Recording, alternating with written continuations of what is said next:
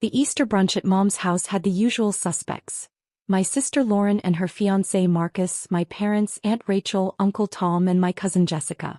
The dining room smelled like honey-glazed ham and Mom's famous rosemary potatoes. Everything looked perfect. Like always. I arrived last, straight from a red-eye flight from San Francisco. I was wearing jeans and a plain black hoodie. My hair was in a messy bun. I looked tired because I was tired. "Oh good, Maya finally showed up," Lauren announced as I walked in. She was wearing a cream-colored dress that probably cost more than most people's monthly rent. Her engagement ring, a 2.5-carat diamond Marcus had proposed with 3 months ago, caught the light as she gestured dramatically. "We were just talking about your little tech thing." I set down the wine I'd brought and took a seat at the far end of the table. "Hi everyone. Happy Easter. Your sister was just telling us about her promotion," Mom said, her tone bright with pride. "Senior Marketing Director at Morrison & Klein. Isn't that wonderful?" "Congratulations," I said genuinely. "And Marcus just closed a $4.7 million deal with a healthcare network," Dad added, beaming at my future brother-in-law. "Regional sales record." Marcus grinned. He was handsome in that conventional way. Tall, athletic build, expensive haircut. The kind of guy who wore a sports coat to Easter brunch. "Just doing my part. The medical device industry is booming right now." "Speaking of careers," Lauren said, turning to me with a smile that didn't reach her eyes, "are you still doing that computer thing?" "What is it exactly?" I'd been expecting this. It happened every family gathering. "Cybersecurity. I run a company." Lauren laughed. It wasn't a mean laugh exactly. It was worse. It was dismissive. Amused. Like I'd just told her I was a professional unicorn trainer. "Right. Your company." She made air quotes. "Mom, didn't Maya say the same thing 3 years ago? 5 years ago?" "I think it's nice that Maya has hobbies," Aunt Rachel said kindly. "Not everyone needs a corporate career." "It's not a hobby," I said quietly. "It's a business." "Come on, Maya." Lauren leaned back in her chair, wine glass in hand. "Stop playing CEO. It's embarrassing. You're 34 years old, you work from coffee shops in your apartment, you don't have an office, you barely talk about what you do. That's not a real company. That's a side hustle at best."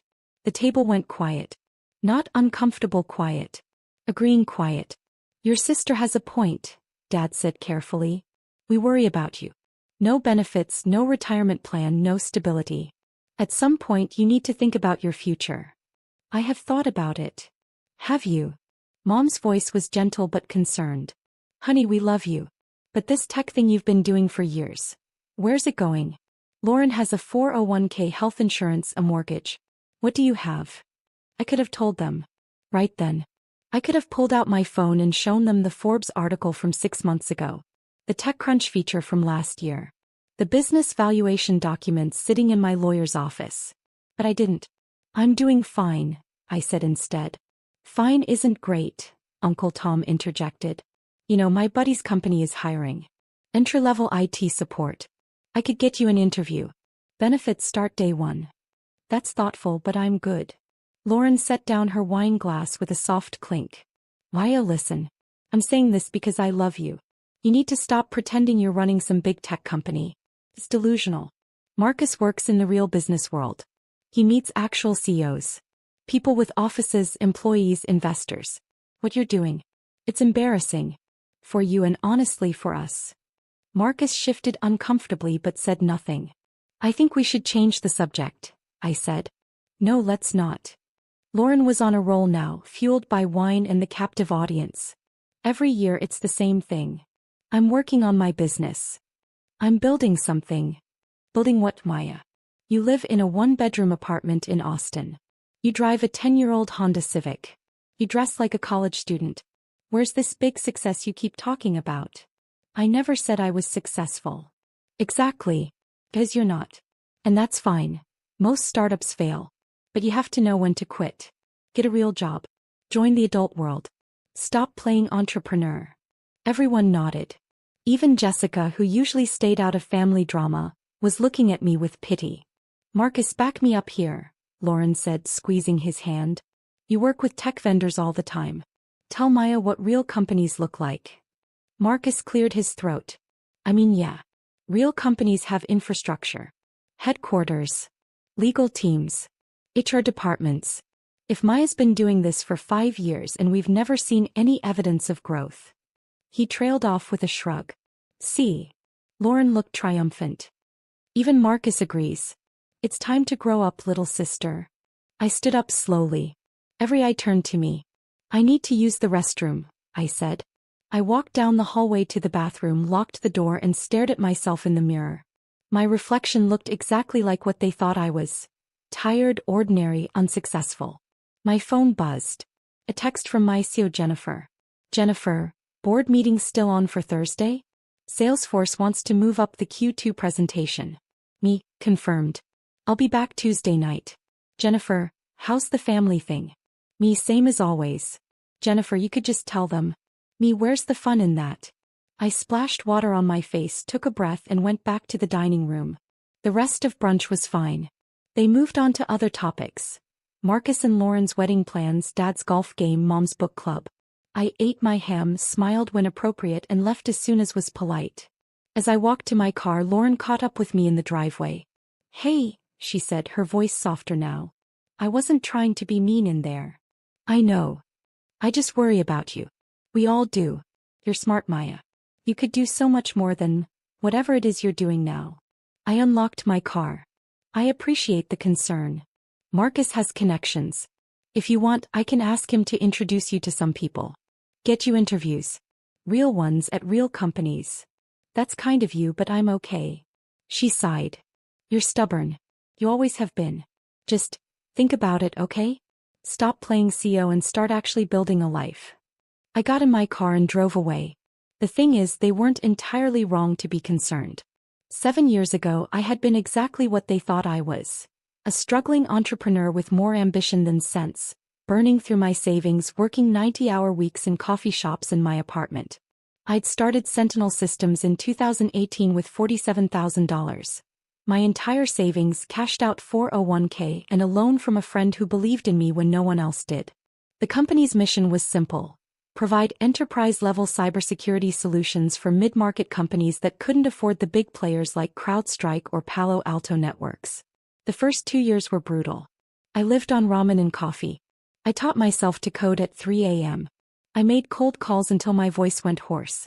I pitched to 147 investors and got rejected by all of them. Then in 2020, everything changed. A mid-sized healthcare company in Dallas got hit by a ransomware attack. Their existing security system, expensive, top-tier, recommended by every consultant, had failed completely. They were desperate. They hired me as a last resort, probably because I was cheap. I rebuilt their entire security infrastructure in 6 weeks. Not only did I recover their encrypted data, I identified the vulnerability that had let the attackers in. A flaw in their vendor's software that was affecting thousands of other companies. I reported it. The vendor fixed it. And suddenly, I wasn't just another failed startup founder. I was the woman who'd found a critical security flaw that could have compromised half the healthcare industry. The clients came flooding in. By 2021, Sentinel Systems had 43 employees and $12 million in revenue. By 2022, we'd grown to 180 employees and $47 million in revenue. By 2023, we hit 340 employees and $94 million in revenue. This year, 2025, we were on track for $180 million in revenue with 520 employees across offices in Austin, San Francisco, and Denver. Forbes had called me the quiet giant of cybersecurity. TechCrunch wrote, while everyone was watching the flashy AI startups, Maya Chin built a $180 million empire in silence. But I never told my family. Not because I was hiding it exactly. I just wanted to see how long it would take them to notice. Or care enough to ask questions instead of making assumptions. Lauren thought I worked from coffee shops. I did sometimes, as I could. Because the beauty of building a distributed company was that I could run board meetings from anywhere. But our Austin headquarters occupied 4 floors of a building downtown. We had a full-time security staff, a world-class engineering team, and clients that included 3 Fortune 500 companies. I drove a 10-year-old Honda Civic because I loved that car. It was reliable. Why would I replace something that worked perfectly? I dressed in hoodies and jeans because suits felt like costumes. My investors didn't care what I wore. My clients didn't care what I wore. The only people who cared were people like Lauren, for whom appearance meant more than substance. And yes, I lived in a one-bedroom apartment. A very nice one-bedroom apartment that I owned outright mortgage-free, in a building with a view of Lady Bird Lake. But they'd never asked to see it, so they'd never know. The truth was, I could have told them years ago. But their assumptions had become a kind of test. If they really cared about me, about what I was doing, about my life, they'd ask real questions. They'd Google my name. They'd show actual interest. They never did. 3 days after Easter, on a Wednesday morning, I was in our boardroom for final interviews. We were hiring for 3 senior positions: VP of Engineering, Head of Sales, and Director of Strategic Partnerships. The boardroom was on the 4th floor of our headquarters. Floor-to-ceiling windows overlooked downtown Austin. The walls were decorated with our company values, patents we'd earned, and a framed Forbes 30 Under 30 award from 2021 with my face on it. Jennifer, my CEO, sat to my right. Marcus Williams, our head of HR, no relation to my future brother-in-law, sat to my left. We'd already interviewed 2 candidates that morning. Next up is Marcus Porter, Jennifer said, glancing at her tablet. Applying for Director of Strategic Partnerships. Background in medical device sales. Impressive numbers. Regional sales record holder for MedTech Solutions. I looked at the resume in front of me. Marcus Porter. The name was familiar, but I'd been looking at dozens of resumes for weeks. Then I saw the address. Dallas, Texas. My stomach dropped. Wait, I said slowly. MedTech Solutions? That's Lauren's fiancé's company. Jennifer's eyes widened. Your sister Lauren? Yes. Oh my God. Marcus, our Marcus, HR Marcus, started laughing. This is the guy. The one who told you to get a real job. He didn't say that exactly. But yes. Jennifer was grinning now. What do you want to do? I thought about it for exactly 3 seconds. Let's interview him. Fairly. If he's qualified, he's qualified. If he's not, he's not. You sure? Jennifer asked. This could get awkward. It's already awkward. Might as well see how qualified my future brother-in-law is. Marcus HR pressed the intercom. Send in Mr. Porter, please. The door opened. Marcus Porter walked in wearing a sharp navy suit, carrying a leather portfolio, his expression confident. He was clearly expecting to impress some HR people, maybe a department head. He walked toward the table, hand extended, opening his mouth to introduce himself. Then he saw me, sitting at the head of the boardroom table, in the CEO's chair. His face went white. Mr. Porter, I said calmly. Thank you for coming in. Please have a seat. He stood frozen for a long moment. His hand was still extended, but now it was trembling slightly. Why, His voice cracked. What are you? Why are you? I'm the CEO of Sentinel Systems, I said. The company you're interviewing with. Didn't you research us before applying? His mouth opened. Closed. Opened again. No words came out. Jennifer gestured to the empty chair across from us. Mr. Porter, please sit down. We have several questions for you. Marcus finally moved, walking stiffly to the chair and sitting down like a man in a dream. Or a nightmare. His portfolio sat unopened in front of him. Let's start with the basics, I said, keeping my voice professional. You've been with MedTech Solutions for 7 years. Impressive sales record. What made you interested in Sentinel Systems? He swallowed hard. I saw the job posting. The salary range was excellent. The company has a strong reputation in cybersecurity. I thought my enterprise sales background would translate well to tech sales. Did you Google me before this interview? He blinked. What? Did you Google my name? Maya Chen, CEO of Sentinel Systems. No. I looked at the company website. I saw there was a CEO, but I didn't. He trailed off, staring at the Forbes 30 Under 30 award on the wall behind Maine. That's me, I confirmed. 2021. Same year we hit our first $10 million in revenue. His face had gone from white to red. Maya, I'm so sorry. At Easter I didn't know. Let's keep this professional, I interrupted. Tell me about your biggest sales achievement. He tried to refocus, but his hands were shaking. Last quarter I closed a $4.7 million deal with a regional healthcare network. Multi-year contract. It broke our regional record. Impressive, Jennifer said, making notes.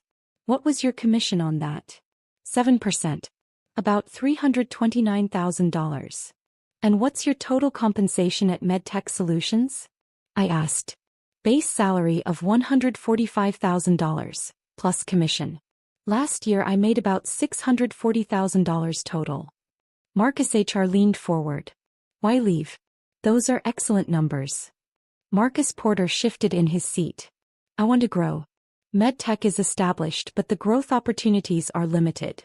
I want to be part of something dynamic. Something that's scaling fast. A company like this. A company like this, I repeated. Can you tell me what you know about Sentinel Systems? You provide cybersecurity solutions for mid-market enterprises. You've grown rapidly over the past few years. You have offices in Austin, San Francisco, and Denver. You're privately held. Around 500 employees. 520 employees, I corrected. Revenue? I'm not sure. The website doesn't list revenue. $180 million this year, Jennifer said. On track for $240 million next year. Marcus Porter's face went pale again. Let me ask you something, I said, leaning back in my chair. 3 days ago at Easter brunch, you agreed with my sister when she said I was playing entrepreneur. You said real companies have infrastructure, headquarters, legal teams, HR departments. You implied that what I was doing wasn't a real business. Do you remember that? He looked like he wanted to disappear into the floor. Maya, I am so incredibly sorry. I didn't mean. Do you remember it? Yes. I remember. What changed between Sunday and Wednesday? Nothing changed. I just didn't know. Exactly. I stood up, walking to the window. You didn't know. You never asked. At Easter you saw me in a hoodie and jeans and you made an assumption. You decided I was a failure without knowing anything about what I actually do. You're right. I'm sorry. I turned back to face him. You know what's interesting? You applied for a director position at my company. Did you think you were qualified? Yes. My sales record speaks for itself. It does. You're good at selling medical devices. But this position requires selling something different. Enterprise cybersecurity solutions. Have you ever sold software? No, but I'm confident I could learn. Have you ever worked in tech? No. Do you understand the cybersecurity landscape? The difference between endpoint protection and network security? Between CM and SOAR? His silence was the answer. Jennifer looked at her notes. Mr. Porter, you have an impressive background in medical device sales. But this role requires specific industry experience you don't currently have. We're looking for someone who can speak fluently to CISOs and IT directors about complex technical solutions. I can learn, he said desperately. I'm a fast learner. I've always adapted to new environments. Maybe, I said. But we need someone who can start producing results in 90 days. This is a senior leadership role. We can't afford a 6-month learning curve.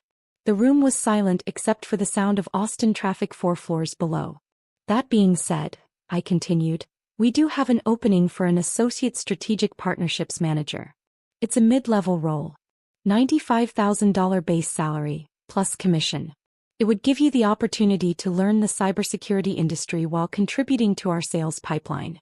You'd report to the Director of Strategic Partnerships, whoever we hire for that position. Marcus Porter stared at me. You're offering me a job? A different job than you applied for. At about a third of your current total compensation. Take it or leave it. He looked completely lost. Can I think about it? You have until 5 p.m. Friday to decide. If you accept, you'll start on the first Monday of next month. Jennifer will send you the offer letter this afternoon. I sat back down. One more thing. If you take this position, you'll be an employee of Sentinel Systems. Not my future brother-in-law. Not Lauren's fiancé. An employee. That means you follow the same rules as everyone else. You perform or you're gone. Understood. Understood. And Marcus? When you tell Lauren about this interview, and I know you will, you can also tell her that her little sister's embarrassing tech thing generates more revenue in 1 quarter than she'll make in her entire career. That her Pretend company, has 520 employees who depend on me for their livelihoods. That the CEO she told to stop playing pretend was named one of Forbes' most promising entrepreneurs under 30. His face was bright red now. Or, I said more gently, you can just tell her you interviewed at a cybersecurity company and they offered you a different position. Your choice. Maya, I really am sorry. At Easter I was just agreeing with Lauren. I didn't mean to. You meant it, I interrupted. You believed it.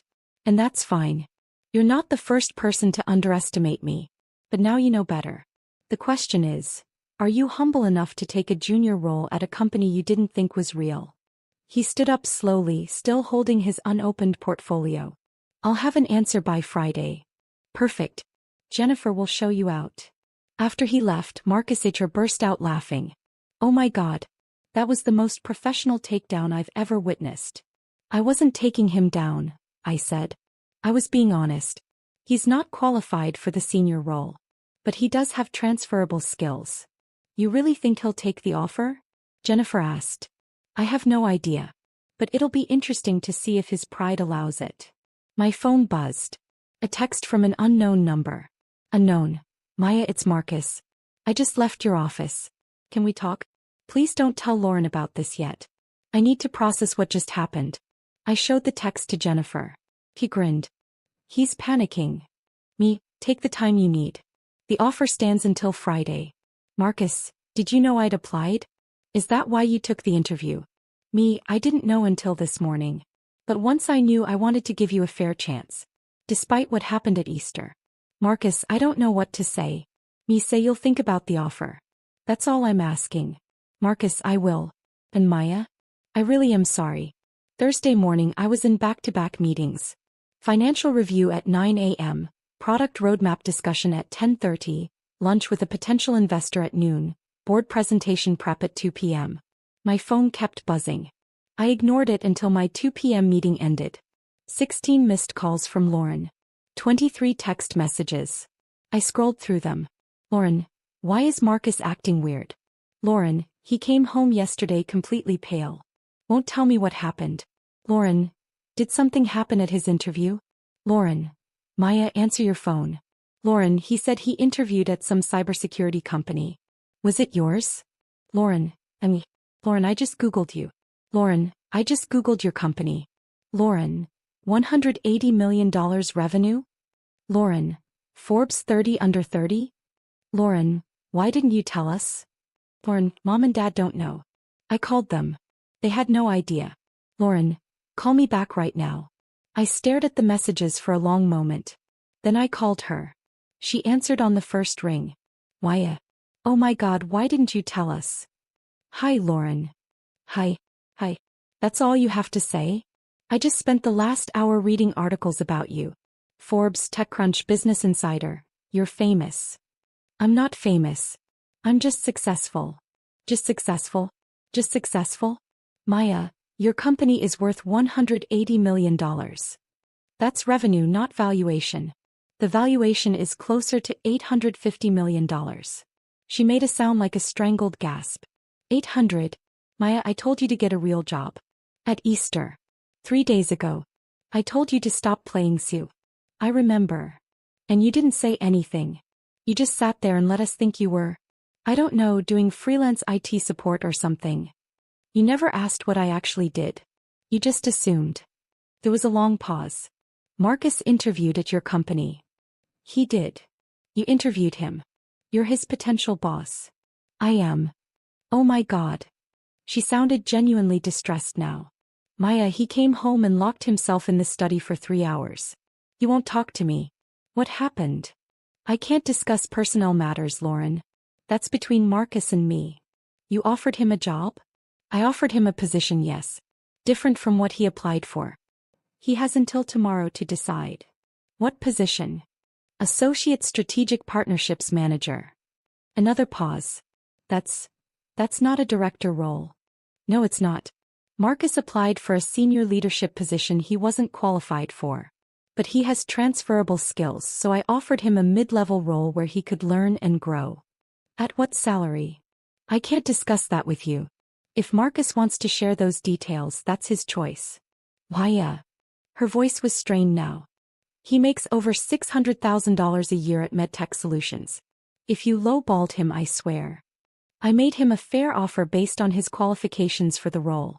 If he doesn't like it, he doesn't have to take it. This is revenge, isn't it? For what we said at Easter. Lauren, I interviewed 15 people this week. I offered Marcus a position because he has potential, despite having zero experience in cybersecurity. I could have just rejected his application. Would that have been better? She was quiet for a moment. I called Mom. He's freaking out. She wants you to come to dinner this weekend. I'm flying to San Francisco tomorrow. I'll be gone for a week. Maya, please. We need to talk about this. As a family. There's nothing to talk about. You made assumptions. You were wrong. That's it. That's not it. She sounded close to tears now. I feel like an idiot. I told you to stop playing entrepreneur. I said your business was embarrassing. Everyone agreed with me. They did. And you knew the whole time. You knew you were successful and you just let us think you were failing. I didn't let you think anything. You chose to think it. Without ever asking a single real question about my work. That's not fair. Isn't it? When's the last time you asked about my company, Lauren? Not to mock it, but to genuinely understand what I do. Silence. You've never asked, I continued. None of you have. For 7 years I've been building something incredible. I've created jobs for 520 people. I've protected hospitals, banks, and schools from cyber attacks. I've built something that matters. And not once, did any of you care enough to ask real questions. We cared, she said weakly. You cared about appearances. About whether I had the right job title, the right car, the right apartment. You didn't care about what I was actually doing. Maya, I'm sorry. We're all sorry. Please come to dinner this weekend. Let us make this right. I have work, Lauren. That's what happens when you actually run a real company. I hung up.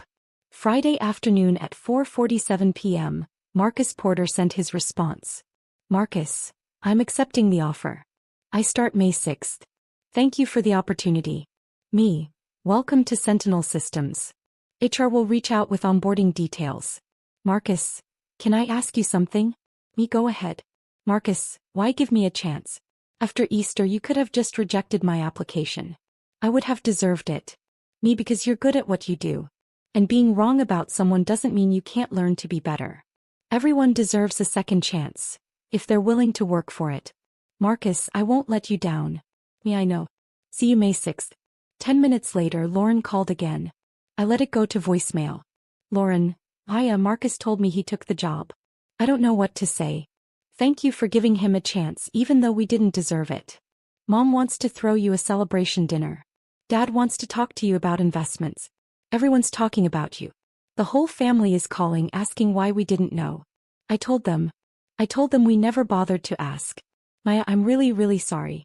Please call me back. I deleted the voicemail.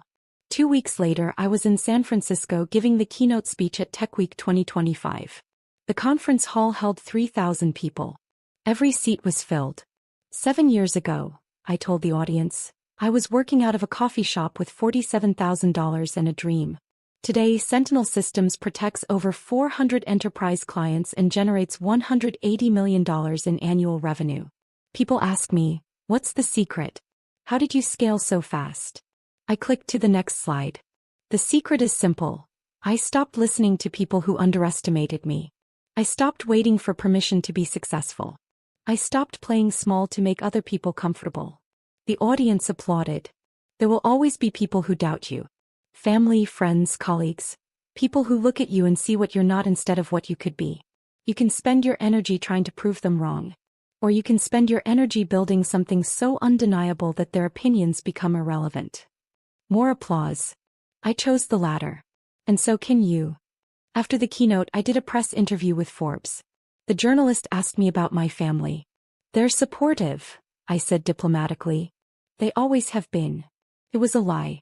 But it was the kind of lie that kept family dinners from becoming complete disasters. Marcus Porter started at Sentinel Systems on May 6th. He was quiet, professional, and worked harder than anyone in his department. He never mentioned Easter. Neither did I. Lauren sent weekly text messages. I responded to about half of them. Mom left voicemails about catching up and celebrating my success. I ignored most of them. Dad emailed me about investment opportunities. I forwarded them to my financial advisor without responding. The truth was, I didn't need their validation anymore. I'd stopped needing it somewhere around year 3 when I realized that the people who truly mattered, my employees, my investors, my clients, already saw me for who I was. But there was one person who deserved to know the full story. 3 months after Easter, I flew to Portland to visit Rebecca Chin. No relation, though we joked about it constantly. Rebecca had been my college roommate, my first employee, and the person who'd loaned me $15,000 when I was starting Sentinel Systems. We met at her favorite coffee shop. She was still working as a software engineer at Intel, happy with her stable corporate job. "So," she said, stirring sugar into her latte, "I heard your sister found out." "She did. In the most awkward way possible." "Good." Rebecca grinned. "She deserved it. They all did.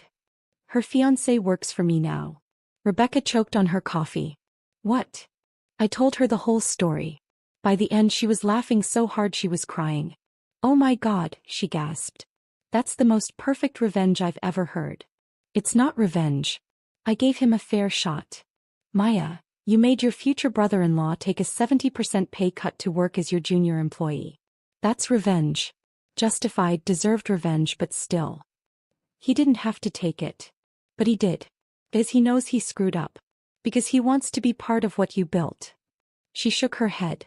"You're more generous than I would have been." We talked for 3 hours. About the company, about life, about everything that had happened in the 7 years since I'd started this crazy journey. "You know what I love?" Rebecca said as we were leaving. "You didn't change who you are. You're still the same Maya who wore hoodies to investor meetings and refused to play corporate games. You just got rich while doing it." "I'm not rich. The company is valuable." "Same thing." "Not really. Most of my net worth is tied up in equity." "How much equity?" "I own 73% of the company.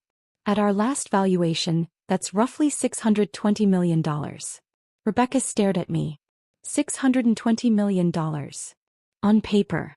I can't exactly spend it. Still counts. She hugged me tight. "I'm proud of you. And for what it's worth, I knew you'd make it. Even when you were eating ramen 3 meals a day and sleeping 4 hours a night. I always knew. That's why I gave you 2% equity when you loaned me that money." Her eyes widened. 2% of, wait. The company's worth $850 million. As of last month, yes. She did the math in her head. That's $17 million. $17 million on paper. If we ever have a liquidity event, you'll get the money. Until then, it's just numbers. Rebecca sat down on the nearest bench. "I loaned you $15,000 because you were my friend and I believed in you. I didn't expect." "I know. But you took a risk on me when no one else would. That's worth something." She wiped her eyes. "Okay, now I'm crying. In public. Thanks for that." "You're welcome." 6 months after Easter, I got an email from Lauren. Subject: Thanksgiving. "Dear Maya, I know we haven't talked much since everything happened. I want you to know that I've spent the past 6 months thinking about what I said at Easter and I'm ashamed. I was cruel. I was dismissive.